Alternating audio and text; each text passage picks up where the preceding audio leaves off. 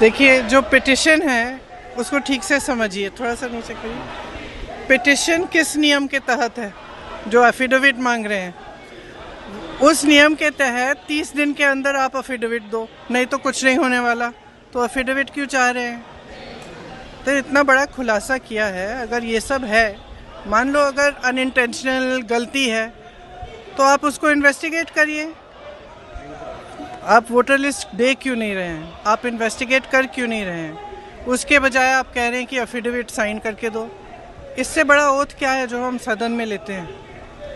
इससे बड़ा इस देश में कोई भी ओथ है नहीं है। वो ओथ तो लिया हुआ है, पब्लिक में सब कुछ कह रहे हैं, दिखा रहे हैं आपको कि देखिए 40,000 फर्जी वोट हैं, 10,000 पता नहीं जो भी हैं, उनके आंकड़े मुझे याद नहीं है, बट जो भी 11,000, 1 लाख से ज़्यादा एक असेंबली में, एक विधानसभा के अंदर। आप समझ सकते हैं, जो चुनाव लड़ता है वो समझता है इस बात को।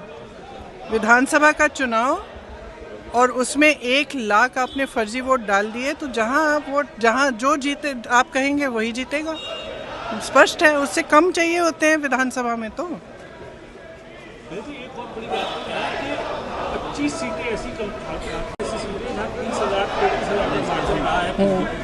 क्या आप चाहेंगे कि इनकी इन्वेस्टिगेशन होनी चाहिए? कैसे आप आगे बढ़ेंगे? देखो, आगे जैसे बढ़ेंगे वो इंडिया गठबंधन के जो नेता हैं सब आपस में चर्चा करके वही तय करेंगे कि आगे कैसे बढ़ना है। लेकिन ये बात स्पष्ट है कि इस पूरे मामले में गड़बड़ है। ये तो आपने भी देखा है, आपको भी बहुत स्पष्ट हो गया होगा। और जो जिस तरह से बीजेपी और बाकी नेताओं, इनके नेताओं का और जवाब आ रहे हैं, उससे स्पष्ट है। भाई, अगर कोई कह रहा है कि गड़बड़ है, अब किसी भी चीज़ में आप टीचर के पास जाओ, बोलो मैम चीटिंग हो रही है, तो टीचर क्या कहेगी? थप्पड़ मारेगी तुम्हें कि बोलेगी कि मैं चीटिंग चेक करती हूँ कि क्या हो रहा है।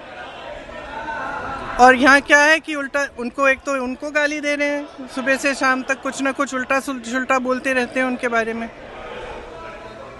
और कहते हैं कि एफिडेविट साइन करो। ये क्या बात है? सरकार हो ना, इतनी बड़ी वो इतना बड़ा ये हो रहा है, कांड हो रहा है आपके नाक के नीचे। अगर आप खुद नहीं कर रहे हो तो उसको इन्वेस्टिगेट करो।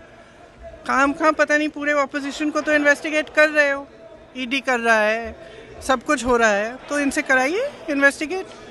इससे बड़ा कुछ हो सकता है? Various state election have also various state election commissions have come out and they have said that whatever Rahul Gandhi said is wrong. So now how do they know it's wrong? How do they know it's wrong? Have they investigated it?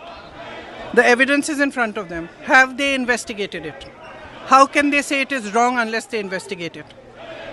There can be no matter bigger than this. This is the democracy of our nation. It's not a joke. And it's not about one party or another party.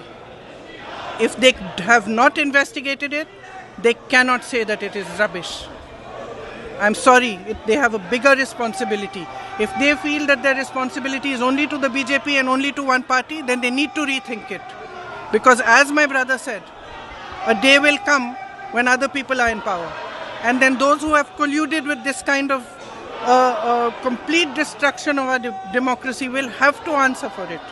When they should be aware that they will have to answer.